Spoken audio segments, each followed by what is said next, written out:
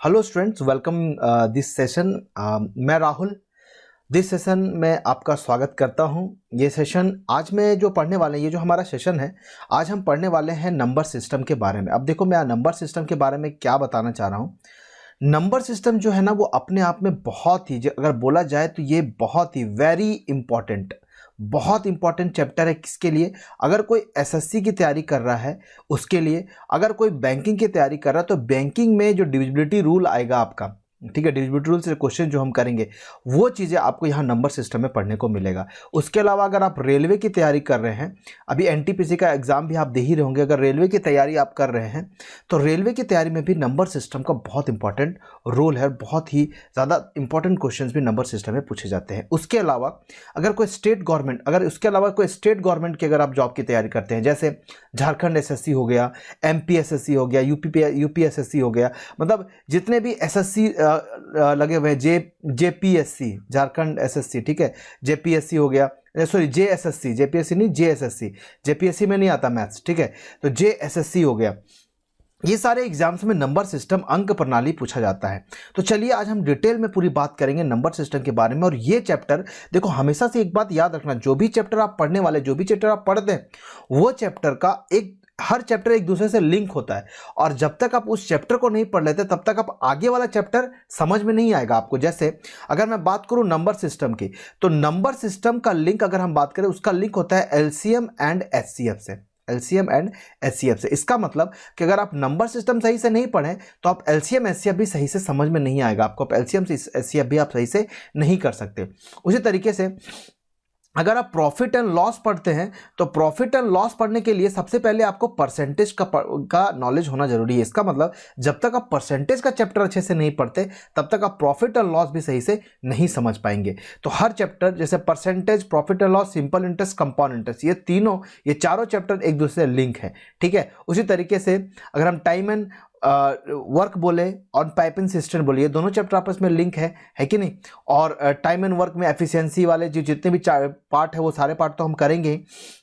तो हर चैप्टर एक दूसरे से लिंक है और ये लिंक को ध्यान में रखते हुए मैं ही चैप्टर को डिजाइन किया है कि मैंने पहले किसको पढ़ाना है, फिर बाद में आपको किसको पढ़ाना है, ठीक है। थोड़ा सा मैं अपने बारे में बता देता हूँ। मेरा नाम राहुल है और मैं दिल्ली में एज ए मैथ्स फैकल्टी पढ़ा रहा हूँ, लेकिन अभी मैं अपने होम टाउन में हूँ और होम टाउन में मैथ्स पढ़ा रहा हूँ, ठीक है। लॉकडाउन के बाद मैं यहीं आया था और लॉकडाउन के बाद मैं आपको यहाँ पर मैथ्स पढ़ा रहा हूँ और मैं आपको मैथ्स ही पढ़ाऊंगा। मैं मैकेनिकल इंजीनियरिंग किया हुआ है। मैकेनिकल इंजीनियरिंग करने के बाद मैंने कुछ कंपनी में जॉब भी किया। जॉब करने में मज़ा नहीं आया तो मेरे को पढ़ाने में मज़ा आता है, तो मैं आपको पढ़ा रहा हूँ, ठीक है। अब चलते हैं आगे। अगर मैं नंबर सिस्टम के बारे में बात करें तो नंबर सिस्टम को बेसिकली आप ये जो 4 कैटेगरी में नंबर सिस्टम को आप बांट सकते हैं। पहला होता है डेसिमल सिस्टम, दूसरा है बाइनरी सिस्टम, तीसरा है ऑक्टा सिस्टम और चौथा है हेक्सा सिस्टम। डेसिमल सिस्टम अगर बोला जाए तो वो होता है दशमलव प्रणाली। बाइनरी सिस्टम को हम बाइनरी प्रणाली ही कहते हैं हिंदी में, ऑक्टा प्रणाली और हेक्सा प्रणाली। अगर डेसिमल सिस्टम, अब देखो, अगर मैं 2015 से पहले अगर आपसे बात करता कि 2015 से पहले अगर ये बात पढ़ाता तो ये बात मैं आपको पढ़ाता ही नहीं, क्योंकि मैं बोल देता ये नॉट इन सिलेबस। लेकिन ऐसा नहीं है। अगर आप अभी एसएससी की तैयारी कर रहे हैं तो आप प्रीवियस ईयर का पेपर निकाल के देख लीजिए, उसमें बाइनरी से ऑक्टा और ऑक्टा से बाइनरी, बाइनरी से हेक्सा, हेक्सा से बाइनरी का कन्वर्जन पूछा गया है। तो अब मुझे बाइनरी से ऑक्टा और ऑक्टा से हेक्सा का कन्वर्जन भी आपको पढ़ाना है। तो चैप्टर के एंड होगा जब नंबर सिस्टम, पूरा डेसिमल सिस्टम, पूरा चैप्टर डेसिमल सिस्टम पे बेस है। तो जब ये पूरा डेसिमल सिस्टम एंड होगा तो उसके बाद में बाइनरी सिस्टम, ऑक्टा सिस्टम और हेक्सा सिस्टम के बारे में बात जरूर करेंगे, क्योंकि एग्जाम में ये सवाल पूछा जा रहा है। तो ये जो हमारा पूरा सेशन अभी हम बात करेंगे वो हम डेसिमल सिस्टम के बारे में बात करेंगे। अब क्या है डेसिमल सिस्टम, उसके बारे में थोड़ा सा देख लेते हैं। उसके बारे में थोड़ा सा मैं ब्रीफ में ये बता देता हूँ। जैसे बाइनरी सिस्टम क्या होता है, अगर आपने पढ़ा होगा कंप्यूटर में मशीन लैंग्वेज के बारे में, ठीक है, कंप्यूटर में मशीन लैंग्वेज के बारे में आपने पढ़ा होगा। मशीन लैंग्वेज किस पे बेस है, जैसे 0101 जो लैंग्वेज लिखा था जिसका बेस 2 होता है, बिल्कुल बिल्कुल सही समझा आपने, ये बाइनरी सिस्टम होता है। उसी तरह ऑक्टा सिस्टम का बेस कितना होता है, हाँ सही बोला, 8, और हेक्सा सिस्टम का 16, बिल्कुल सही जवाब। तो बात समझ में आया।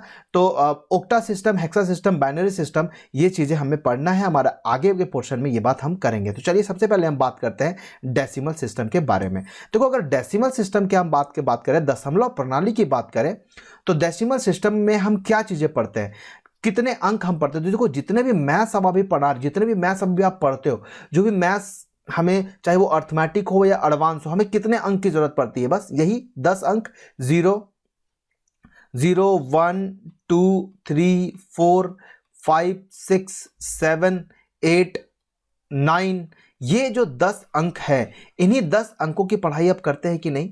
तो जो हमारा डेसिमल सिस्टम है वो इसी 10 अंक पे बेस है। अगर दशमलव प्रणाली क्या है बोले तो जो हमारा डेसिमल सिस्टम है वो इसी 10 अंकों पे बेस है। अब ये जो 10 अंक है, अब आप देखिए कि इसके बीच में क्या हो सकता है। इसके बीच में 1.562 ऐसा कुछ नंबर आ सकता है, एक नंबर ऐसा आ सकता है 1.3268, हमेशा एक नया नंबर मिले। जैसे अगर आप 22 को 7 से भागा दो तो आपको हर बार 3.14 फिर 3643 कुछ भी आपको नंबर मिलता जाएगा।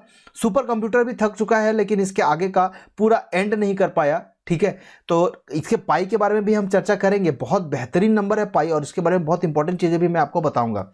ठीक है, अब तो इसीलिए इसका मतलब ये कहना चाहता हूं कि जो देखो नंबर डेसिमल सिस्टम की बात करें, 0 से 9 से अंक के बारे में बात करें तो उसके अंकों के बीच में बहुत सारे अंक आएंगे और ये जितने भी अंक बन रहा हूं मैं, जितने भी अंक लिख रहा हूं वो इन्हीं को यूज करके तो लिख रहा हूं। तो पूरा चैप्टर हम डेसिमल सिस्टम के बारे में ही बात करेंगे। ठीक है, तो अब देखो अगर अभी हमने डेसिमल सिस्टम के बारे में सिर्फ पढ़ा है, डेसिमल सिस्टम के बारे में हमने जाना है और दशमलव प्रणाली के बारे में हमने जाना है, तो अब दशमलव प्रणाली में सिर्फ हमने देखा 0 1 2 3 4 5 6 7 8 9 तक हमने देखा। अब इससे क्या एसएससी सवाल पूछ सकती है, क्या आपके रेलवे सवाल पूछ सकता है, उसके बारे में थोड़ा सा हम देखते हैं। तो अगर हम बात करें तो दो चीजें आपको बहुत इंपॉर्टेंट है जो हम डेसिमल सिस्टम के बारे में देखते हैं। एक होता है प्लेस वैल्यू और एक होता है फेस वैल्यू। ठीक है, अब प्लेस वैल्यू क्या होता है और एक फेस वैल्यू क्या होता है, इसके बारे में हम थोड़ा सा चर्चा करते हैं। ठीक है, तो देखो अगर मैं एक नंबर लिखता हूं 543218, यही नंबर यहां लिखता हूं 543218। ठीक है, अब देखो what is place value. Place value क्या है? अगर आप जो नंबर लिखते हैं, ठीक है, वो नंबर जिस प्लेस पे बैठा है उस पे, उस जगह पर उसका क्या वैल्यू होता है, वही उसका प्लेस वैल्यू कहलाता है। ठीक है, जैसे मैं अगर बोलूं कि 1 नहीं, कुछ भी नंबर ले लेते हैं, जैसे 148।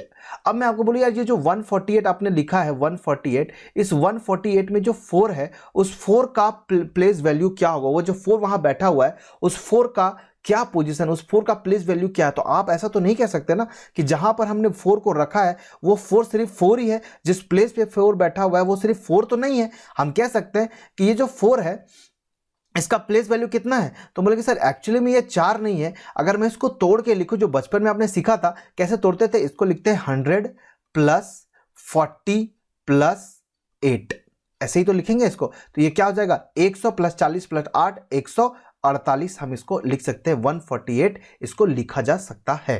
तो अभी आपने देखा कि जहां ये 4 था, जिस जगह पर, जिस प्लेस पे 4 बैठा हुआ था, एक्चुअली में उसका वैल्यू कितना, उसका वैल्यू 40 है। ठीक है, इसका मतलब 4 का जो प्लेस वैल्यू कितना होगा 40 होगा। इसी तरह इस 1 का प्लेस वैल्यू बोले तो कितना होगा, बोले 1 जिस जगह पर बैठा हुआ है उस जगह पर एक्चुअली में ये 1 नहीं, वो वहां पर 100, उस प्लेस का वैल्यू, जहां पर वो प्लेस है उसका वैल्यू में क्या है, वहां 100 उसका वैल्यू है। तो यही प्लेस वैल्यू होता है। तो अगर मैं बोलूं कि यहां जो 5 है, जो 5 है, इस 5 का प्लेस वैल्यू कितना होगा, तो बोलेंगे 5 का प्लेस वैल्यू जब भी निकाल रहा हूं तो आप लिखिए 5 और उसके पीछे का जो जितने भी अंक है उसको गिन लीजिए, 1 2 3 4 5, 1 2 3 4 5 और उतना जीरो यहां लगा दीजिए, 1 2 3 4 5, ये रहा 5 का प्लेस वैल्यू। अगर मैं आपको 4 का प्लेस वैल्यू बोलूं तो लिखो 4 और 1 2 3 4, इसके पीछे 4 जीरो लगा दीजिए और ये रहा 4 का प्लेस वैल्यू। 3 का प्लेस वैल्यू बोले तो लिखिए 3 और इसके पीछे हम कितने जीरो लगाएंगे, 3 जीरो। 2 के लिए लिखेंगे 2 और 2 के पीछे 2 जीरो लगा देंगे, 1 के पीछे हम 1 जीरो लगाएंगे और 8 का प्लेस वैल्यू 8 ही होगा। ठीक है, बात समझ में आया प्लेस वैल्यू किसको कहते हैं? होप आपको बिल्कुल समझ में आया होगा, कोई बहुत कठिन बात तो है नहीं। अब फेस वैल्यू की बात करें, फेस वैल्यू का मतलब कि जो नंबर आपने लिखा है, जो नंबर यहाँ पर लिखा हुआ है, वो नंबर का जो वैल्यू है एक्चुअली में जो उसका फेस का वैल्यू है, जैसे वो 5 है तो वो उसको कहीं भी रखेंगे तो उसका फेस वैल्यू 5 ही होगा। तो फेस वैल्यू की हम बात करें तो 5 का फेस वैल्यू कितना होगा, 5 होगा। अगर 4 का फेस वैल्यू की बात करें तो वो 4 होगा। 3 के फेस वैल्यू की बात करें तो वो 3 होगा। 2 का फेस वैल्यू की बात करें तो वो 2 होगा। 1 का फेस वैल्यू की बात करें तो 1 होगा और 8 के फेस वैल्यू की बात करें तो 8 होगा। ठीक है, तो अगर आपको फेस वैल्यू याद रखना हो, कभी आपको ध्यान में रखना हो कि व्हाट इज फेस वैल्यू, तो आप ये समझिए कि जब भी आप शीशे में अपने आप को देखते हैं, अपने फेस को देखते हैं, तो वो वही दिखता है। आपको शाहरुख खान या आपको ऐश्वर्या राय तो नजर नहीं आती ना जब अपने आप को देखते हो। जब आप देखते हो तो आपको वही दिखता है जो आपका फेस होता है। तो फेस वैल्यू कभी भी चेंज नहीं करता। जो नंबर होता है वो कहीं भी बैठा हो, उसका फेस वैल्यू वही होता है। लेकिन जो उसका प्लेस वैल्यू होता है, उसका प्लेस वैल्यू हम नंबर के पोजिशन के हिसाब से उसका प्लेस वैल्यू निकालते हैं। ठीक है सर। अब देखो एक बात, एक चीज और, कि जो फेस वैल्यू है, जो प्लेस वैल्यू है, उसमें एक सिमिलैरिटी है, उसमें एक समानता है। अगर जरा ध्यान से देखो आप, तो आप उस समानता को भी बता सकते हैं। क्या आप बता सकते हैं क्या समानता है उसके बीच में, क्या एक सिमिलैरिटी है उसके बीच में? तो उसके बीच में एक सिमिलैरिटी है। सिमिलैरिटी क्या है कि देखिए, आपने जो नंबर लिखा है उसका यूनिट डिजिट जो है 8, उसका प्लेस वैल्यू कितना है? जो 8 है उसका प्लेस वैल्यू आपने 8 निकाला है। और यहाँ पर जो 8 है उसका जो आपने, मैंने क्या निकाला? इसका प्लेस वैल्यू, इसका स्थानीय मान हमने 8 निकाला है। और जो 8 है उसका अगर हम फेस वैल्यू की बात करें कि इसका फेस वैल्यू कितना है, तो भी बोले 8 है। इसका मतलब एक बहुत ही इंपॉर्टेंट बात जो आपको नोट बनाकर हमें ध्यान में रखना होगा, क्या रखना होगा कि आगे चलते हैं कि सर जो कंक्लूजन हमारा आता है कि unit digit of a number whose face value and place value is same, मतलब एक संख्या की इकाई का अंक जिसका जातीय मान और स्थानीय मान क्या होता है? समान होता है। बात समझ में आया? मतलब कोई भी नंबर। तो अगर मैं एक क्वेश्चन लिखूं कि if A B C D E ABCDE is a number, ठीक है, if ABCD is a number, अगर ABCDE एक नंबर है, ठीक है, देन व्हाट, या फिर ऐसा बोल सकते हैं देन विच डिजिट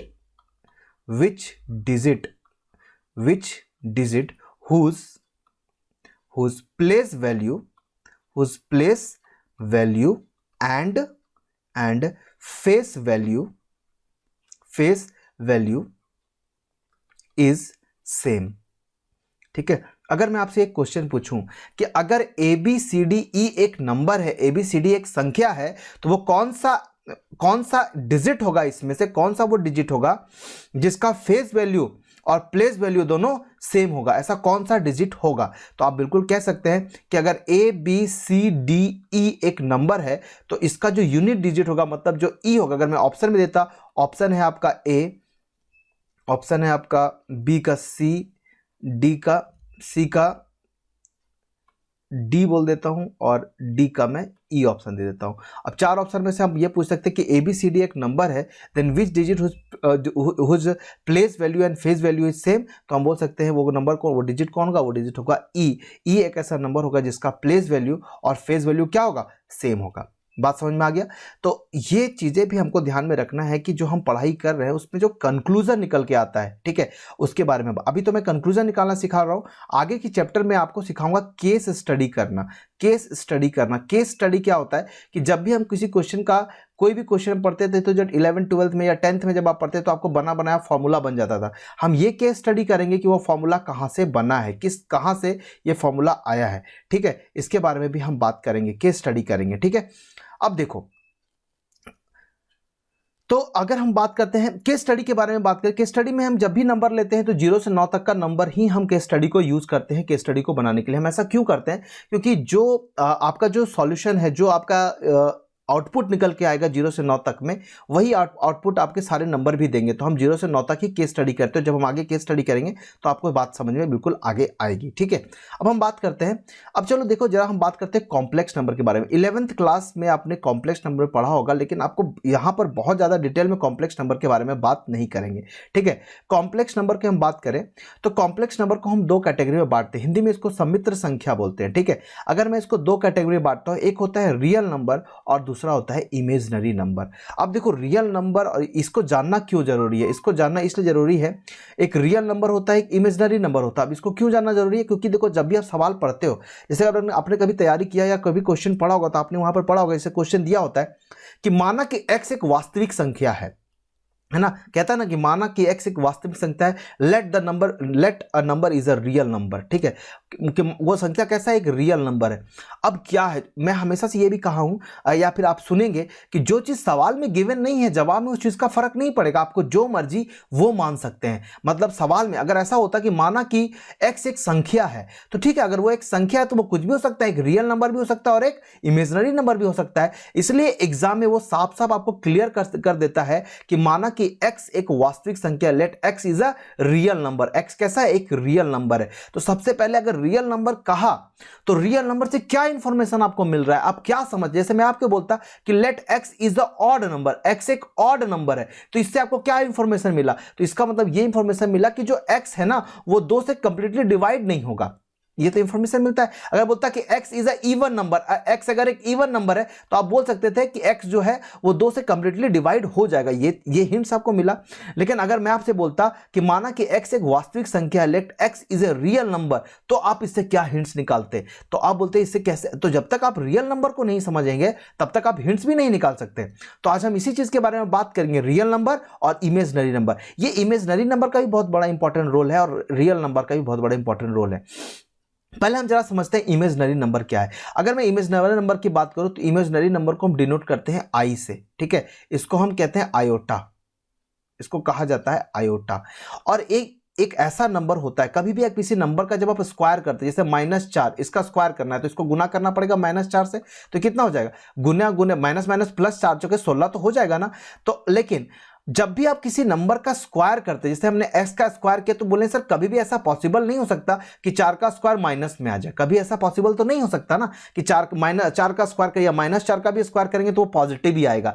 लेकिन इमेजिनरी नंबर क्या कहता है, इमेजिनरी नंबर कहता है कि जब भी किसी इमेजिनरी नंबर का अगर आपने स्क्वायर किया है तो वो नेगेटिव में आता है, मतलब i का स्क्वायर -1 होता है, ऐसा होता है। समझ में आया, मतलब एक ऐसा नंबर जिसका स्क्वायर माइनस में हो उसको हम इमेजिनरी नंबर कहते हैं। मतलब हम कह सकते हैं कि i equal to under root -1, मतलब एक ऐसा नंबर जो नेगेटिव में है और रूट के अंदर है, और नेगेटिव में रूट के अंदर, मतलब आप किसी भी नंबर को अगर आप इमेजिनरी नंबर समझना चाहते हैं तो आपको 2 चीजें का ध्यान रखना बहुत जरूरी है। क्या, पहला चीज कि उस नंबर का स्क्वायर अगर आप करते हैं तो नेगेटिव में होगा, अगर आप उस नंबर का स्क्वायर करेंगे तो नेगेटिव में होगा, या फिर वो नंबर अगर नेगेटिव में है तो वो क्या होगा, वो रूट के अंदर होगा। बात समझ रहे हैं, तो ये होता है इमेजिनरी नंबर, जिसको हम बोलते हैं काल्पनिक संख्या, that is called imaginary number. अब इमेजिनरी नंबर का यूज कहां है, जब आप अलजेब्रा पढ़ेंगे ना, अलजेब्रा, तो अलजेब्रा में इसका यूज है, ठीक है।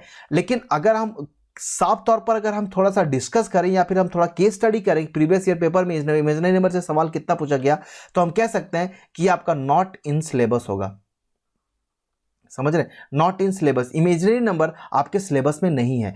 लेकिन अगर मैं वास्तविक संख्या की बात करूं तो वास्तविक संख्या क्या है, एक ऐसा संख्या जो -∞ से +∞ के बीच में कहीं भी लाइक करे, उस संख्या को हम रियल नंबर कहते हैं, उसको हम वास्तविक संख्या कहते हैं। आ रहा है बात समझ में, that is called real number, वास्तविक संख्या। अब आप जरा समझिए इस बात को कि ये जो रियल नंबर, अब मैं आपको कहता हूं कि माना कि x एक वास्तविक संख्या है, let x is a real number.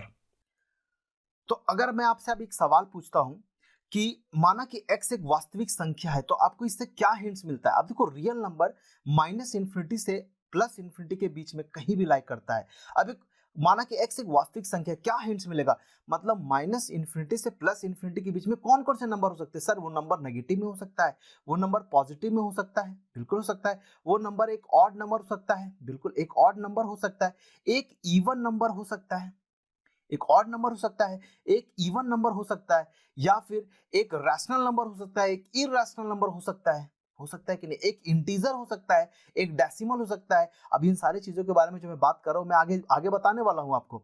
लेकिन आप समझिए कि आपको अगर बोलता है कि माना है कि x एक वास्तविक संख्या है, एक रियल नंबर है, इससे क्या हिंट्स मिलता है, इससे कोई हिंट्स नहीं मिलता साहब। बस इतना पता चल जाता है कि जो नंबर आप बोल रहे हैं वो नंबर एक रियल नंबर है, एक इमेजिनरी नंबर है नहीं है, मतलब उसका स्क्वायर नेगेटिव में नहीं होगा, बस यही एक हिंट्स है, बाकी कोई हिंट्स नहीं। वो कुछ भी हो सकता है, वो रैशनल नंबर हो सकता है, वो इरैशनल नंबर हो सकता है, वो ऑड हो सकता है, वो इवन हो सकता है, वो इंटीजर हो सकता है, वो डेसिमल हो सकता है। तो अब इसका मतलब ये है कि जो रियल नंबर है उसको तो हमें डिफरेंट डिफरेंट कैटेगरीज में बांटना पड़ेगा, और उस कैटेगरी में बांटने के बाद हमें उसके बारे में स्टडी करनी पड़ेगी, तब जाके हम ये रियल नंबर को अच्छे से समझ पाएंगे। तो चलिए, सबसे पहले आज हम जो बात करेंगे, जो पहला क्लास है नंबर सिस्टम का, वो थोड़ा सा थ्योरी क्लास है। ये थ्योरी को हम अच्छे से पढ़ लेंगे, उसके बाद तो हम क्वेश्चन को सॉल्व करने लग जाएंगे। तो अगर हम रियल नंबर के बारे में बात करें तो अब चलो डिस्कस करते हैं कि रियल नंबर को हम कितनी कैटेगरीज में बांटेंगे। ठीक है, तो देखो अगर मैं रियल नंबर के बारे में बात करूं, जिसको कॉम्प्लेक्स नंबर को हमने बांटा था दो कैटेगरी में, एक होता इमेजिनरी नंबर, एक था रियल नंबर। अगर मैं रियल नंबर के बारे में बात करूं तो रियल नंबर को ना हम दो कैटेगरी में बांट सकते हैं। अब कैसा, देखिए एक डेसिमल नंबर जैसा हो 0.235 एक नंबर ऐसा हो, ठीक है, 1.436 एक नंबर ऐसा हो डेसिमल नंबर, 0.3333 ऐसा ऐसा भी नंबर डॉट डॉट डॉट ऐसा नंबर डेसिमल नंबर। और एक होता है इंटीजर जिसको हम पूर्णांक कहते हैं, जैसे 1 पूरा एक पूर्ण अंक है, 2 3 4 5 ये कैसा है, ये एक कंप्लीट नंबर है, एक पूर्ण अंक है। तो अगर हम इंटीजर के बारे में बात करें तो इंटीजर एक पूर्ण अंक होता है, जैसे आप पढ़ते हैं ना, इसको कैसे पढ़ते हैं 4 1/2, इसको कैसे पढ़ते हैं, पढ़ते हैं इंग्लिश में 4 इंटीजर 1/2, 4 पूर्णांक 1/2, यही पढ़ते हो ना। तो मतलब अगर मैं रियल नंबर के बारे में बात करूं तो रियल नंबर को बेसिकली हम दो कैटेगरी में बांट सकते हैं, एक होता है डेसिमल और एक होता है इंटीजर। ठीक है, तो अब हम दो कैटेगरी में से पहले मुझे एक कैटेगरी के बारे में अच्छे से डिस्कस करना पड़ेगा, उसके बाद फिर हम दूसरी कैटेगरी के बारे में डिस्कस करेंगे। तो सर जी चलिए आज अभी हम डिस्कस करते हैं डेसिमल्स के बारे में, दशमलव के बारे में। तो देखो डेसिमलव क्या है, डेसिमल के बारे में हम क्या बारे में डिस्कस कर सकते हैं। देखो दो तरह के दशमलव आप बेसिकली अपने लाइफ में देखे होंगे। एक ऐसा डेसिमल सिस्टम आपने देखा होगा, जैसे एक लिखा हो कि 0.3333, ये कहाँ से आता है, आप अगर आप एक को 3 से भागा दोगे सर, एक को 3 से भागा देने से होगा ना, ये आएगा ना। जैसे अगर आप 10 को 3 से भागा दो, डिवाइड करो, तो क्या होगा, ये होगा 3.3333, ये ऐसा बढ़ता जाएगा बढ़ता जाएगा। और अगर आप 22 को 7 से भागा दो तो होगा 3 आप कैलकुलेटर निकाल के देख लेना 3.14, आगे बहुत सारे नंबर मिलेंगे और हमेशा एक नया नंबर मिलेगा, कभी भी आप ऐसा रिपीटेशन नहीं मिलेगा आपको। इसका मतलब ये जो हमारा डेसिमल है ना, इसको हम दो कैटेगरी में बांट सकते हैं। ये जो हमारा डेसिमल है इसको हम दो कैटेगरी में बांट सकते हैं। क्या क्या वो दो कैटेगरी, इसके बारे में थोड़ा सा हम बताते हैं। ठीक है, तो देखो सबसे पहले हम कह सकते हैं कि जो हमारा डेसिमल है वो दो तरह से होगा। क्या होगा, एक होगा रिपीटिंग, जिसे हमने देखा कि 0.322 0.333 ऐसा रिपीट कर रहा है। और अगर एक होगा नॉन रिपीटिंग, जैसे 22/7 को हम भागा दे रहे थे तो हर बार एक नया नंबर मिल रहा था, वो रिपीट नहीं हो रहा था, तो हम बोल सकते हैं एक होगा रिपीटिंग, REPEATING रिपीटिंग, और एक होगा बिल्कुल सही नॉन रिपीटिंग, REPEATING, जो एक रिपीट करेगा और एक रिपीट नहीं करेगा। अब जो रिपीटिंग है, अब देखो जैसे मैंने बोला कि सर 0.3333 ऐसा ये रिपीट कर रहा है, डॉट डॉट डॉट डॉट करके एकदम बढ़ता है। क्या इस रिपीटेशन को आप रोक सकते हैं, क्या रिपीटेशन को समाप्त किया जा सकता है? डेफिनेटली इस रिपीटेशन को तो आप आराम से समाप्त कर लेंगे, इसको रोक सकते हैं। कैसे? आप क्या करते हैं, आप कुछ नहीं करते, 0.3 के ऊपर एक बार लगा देते हैं और बार लगाने से रिपीटेशन रुक जाता है। ठीक है, बहुत इंपॉर्टेंट है, 2019 के पेपर में सीडीएस में क्वेश्चन पूछा गया है सर। अब मैं आपको क्वेश्चन इसके बाद दिखाऊंगा वो क्वेश्चन 2019 में क्या पूछा गया है। ठीक है, जैसे 0.24 अगर ऐसा करें, और अगर आप देखिए 24-24 का बार बार आपका रिपीटेशन हो रहा है, 24-24 का बार बार आपका रिपीटेशन हो रहा है, तो क्या इस रिपीटेशन को रोका जा सकता है? बोले बिल्कुल रोका जा सकता है। अगर आप बार बार 24-24 का रिपीटेशन है तो हम 24 के ऊपर बार लगा देंगे और इसका रिपीटेशन को हम क्या करेंगे, रोक देंगे। तो आप देख रहे हैं कि हम जो नंबर रिपीटिंग है उसको हम क्या कर सकते हैं, रोक सकते हैं। तो उसके लिए एक वर्ड यूज होता है जो आपके एग्जाम में आता है, इसको हम बोलते हैं टर्मिनेटिंग। स्पेलिंग देख लेना, TER, टर्मिनेटिंग, स्पेलिंग शायद यही होगा। बस याद रखो कि इसको टर्मिनेट किया जा सकता है। टर्मिनेटर मूवी देखे हैं? टर्मिनेटर मूवी क्या था, वो सब कुछ रोक देता था, मतलब कोई भी खत्म कर सकता था, उसको खत्म किया जा सकता है, टर्मिनेट कर दिया, रोक दिया। और एक होता है नॉन टर्मिनेटिंग, जिसको हम खत्म, नॉन टर्मिनेट समाप्त नहीं कर सकते, नॉन टर्मिनेटिंग, नॉन टर्मिनेटिंग। तो इसका मतलब हमने देखा कि जो डेसिमल सिस्टम है हमारा, इसको दो कैटेगरी में बांट सकते हैं, एक होगा रिपीटिंग और एक होगा नॉन रिपीटिंग। मतलब एक होगा टर्मिनेटिंग और एक नॉन टर्मिनेटिंग। अगर मैं हिंदी में बोलूं तो इसको बोल सकते हैं, इसको हम लिख सकते हैं कि समाप्त किया जा सकता है, समाप्त किया जा सकता, समाप्त किया जा सकता है। और इसको हम बोल सकते हैं समाप्त समाप्त नहीं किया जा सकता, नहीं किया जा सकता। मतलब एक को हम समाप्त कर सकते हैं और एक को हम समाप्त नहीं कर सकते। तो जो डेसिमल सिस्टम है, जो हमारा डेसिमल है, उसको हम दो कैटेगरी में बांटे, एक है टर्मिनेटिंग, एक है रिपीटिंग और एक है नॉन रिपीटिंग। अब आप देखिए जरा, इस बात को समझिएगा, बहुत इंपॉर्टेंट बात है, एग्जाम में सवाल पूछे जाते हैं, ध्यान से समझना। तो देखो, जो चीज रिपीटिंग था, मतलब 0.33 का बार बार रिपीटेशन हो रहा था, तो आपने इसको रोक दिया, इसको टर्मिनेट कर दिया। तो क्या ये 0.3 का ऊपर बार जो है, क्या आप इसको P बाय Q के फॉर्म में लिख सकते हैं? P बाय Q के फॉर्म में लिखा जा सकता है? बिल्कुल लिखा जा सकता है। अगर 3 के ऊपर बार, तो आप क्या करते हो, बार को हटाते हो, नीचे क्या लगाते हो, 9 लगाते हो, 3 से उसको काट दे, 3 कम 3, 3 3 9, कितना फिर से आ गया 1/3, और 1/3 को फिर से भागा दोगे तो 0.33 होगा। इसका मतलब एक बात समझ में आया कि जो चीज रिपीटिंग है उसको हम समाप्त कर सकते हैं, और जो समाप्त कह सकते हैं उसको P बाय Q के फॉर्म में लिखा जा सकता है। ठीक है, क्या लिखा जा सकता है? Can be written in the form of P by Q form, can be written in P by Q form. मतलब हम इसको P बाय Q के फॉर्म में लिख सकते हैं, इसको लिखा जा सकता है, can be written in the P by Q form. यहाँ पर एक बात याद रखिएगा, जैसे आपने पढ़ा होगा कि जब भी आप P बाय Q के फॉर्म में कोई भी चीज को लिखते हैं तो वो क्या कहलाता है? बिल्कुल सही कहा आपने, दैट नंबर, अगर नहीं पता तो सुन लीजिए, वो नंबर कहलाता है रैशनल नंबर। रैशनल नंबर, आया बात समझ में? इसका मतलब जो डेसिमल है उसको हम दो कैटेगरी में बांटे, एक है रिपीटिंग और एक है नॉन रिपीटिंग। और जो रिपीटिंग है उसको टर्मिनेट किया जा सकता है, उसको समाप्त किया जा सकता है, और जो नॉन रिपीटिंग है वो नॉन टर्मिनेटिंग है, उसको समाप्त नहीं किया जा सकता। इसका मतलब जिसको हम समाप्त कर सकते हैं उसको can be written in P by Q form, जिसको हम समाप्त कर सकते हैं उसको हम P बाय Q के फॉर्म में लिख सकते हैं, जिसको हम समाप्त नहीं कर सकते उसको हम P बाय Q के फॉर्म में नहीं लिख सकते, है कि नहीं? बार बार अलग नंबर का रिपीटेशन हो रहा है तो हम उसको P बाय Q के फॉर्म में नहीं लिख सकते। Can't be written, can't be written in P by Q form. ठीक है, हम इसको P बाय Q के फॉर्म में नहीं लिख सकते और इसको P बाय Q के फॉर्म में लिख सकते हैं। इसका मतलब ये क्या कहलाएगा? ये आपका रैशनल नंबर कहलाएगा, और जिसको हम P बाय Q के फॉर्म में लिख सकते हैं वो क्या कहलाता है? वो कहलाता है इरैशनल नंबर। अगर आपके पास कैलकुलेटर है, मोबाइल है, तो थोड़ा सा वीडियो को पॉज कीजिए और आप √2 का वैल्यू बताइए। इरैशनल नंबर, √2 का अगर आप जब वैल्यू देखेंगे तो √2 का वैल्यू वैसे बेसिकली हम 1.414 हम ले लेते हैं, 1.414, हाँ यही होता है। आगे भी होता है 1.414 और उसके आगे बहुत सारे नंबर होते हैं, बार बार रिपीट होता है, वो भी खत्म नहीं होने वाला है।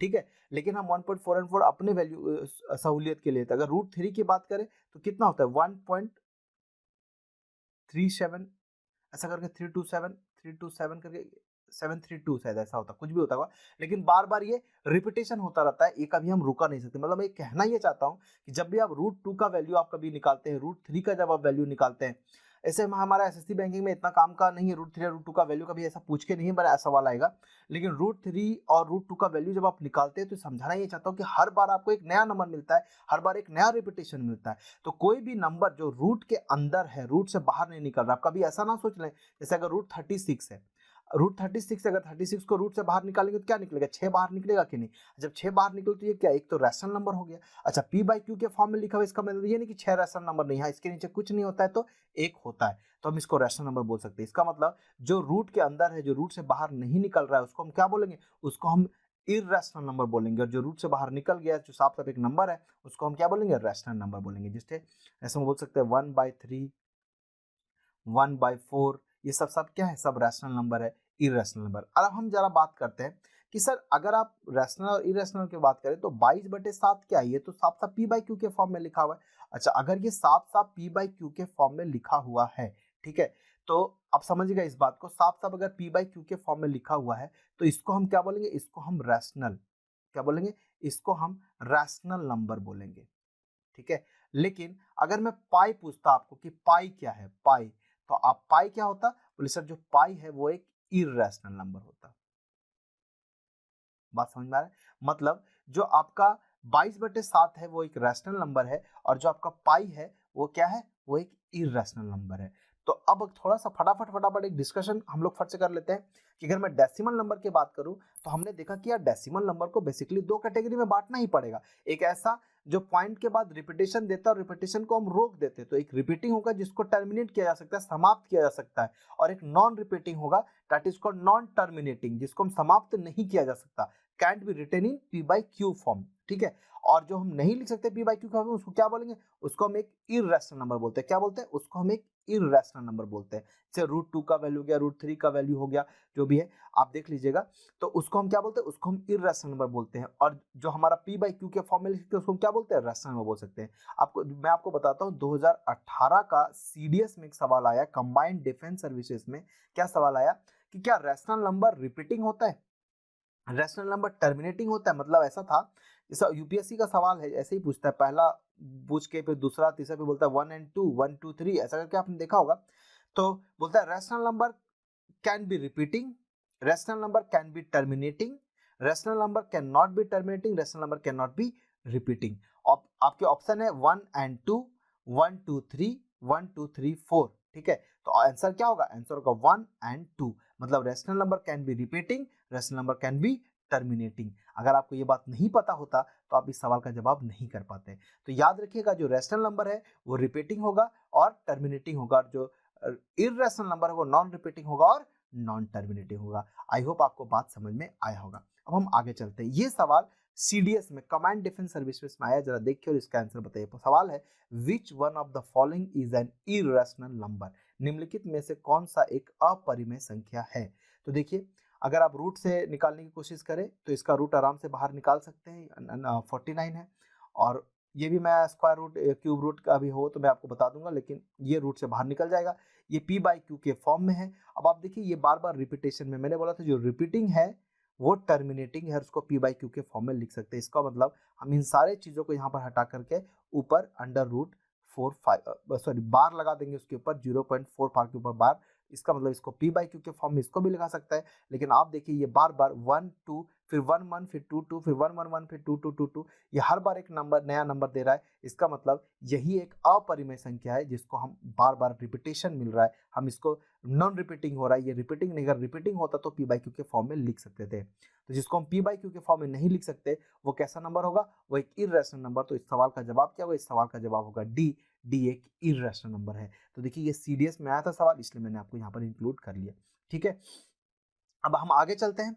अब देखो, यही था रियल नंबर के बारे में हमने देख लिया, रियल नंबर के बारे में पूरा पढ़ लिया। हमने क्या किया था, हमने दो कैटेगरी में बांटा था रियल नंबर को, हमने दो कैटेगरी में बांटा था। एक था डेसिमल, ठीक है, और एक था इंटीजर, ठीक है। एक डेसिमल और एक इंटीजर। हमने डेसिमल के बारे में पढ़ाई कर लिया, डेसिमल के बारे में हमने देख लिया। अब हम बात करते हैं इंटीजर के बारे में, ठीक है। अब देखो, इंटीजर के बारे में बात करें तो इंटीजर बेसिकली हम तीन कैटेगरी में बांट सकते हैं। एक है हमारा पॉजिटिव इंटीजर और एक होता है हमारा नेगेटिव इंटीजर। पॉजिटिव इंटीजर जैसे 1 2 3 4 5 6 7 डॉट डॉट डॉट चल जाओ तुम पॉजिटिव इन्फिनिटी तक, that is called positive integer, ठीक है। उसी तरीके से अगर ये चल जाओ -1 -2 -3, ठीक है, ये डॉट डॉट डॉट डॉट ये कहाँ तक चला जाए, माइनस इन्फिनिटी तक चला जाएगा, तो ये क्या कहलाएगा, ये आपका नेगेटिव इंटीजर कहलाएगा। और बीच में बचता है आपका जीरो।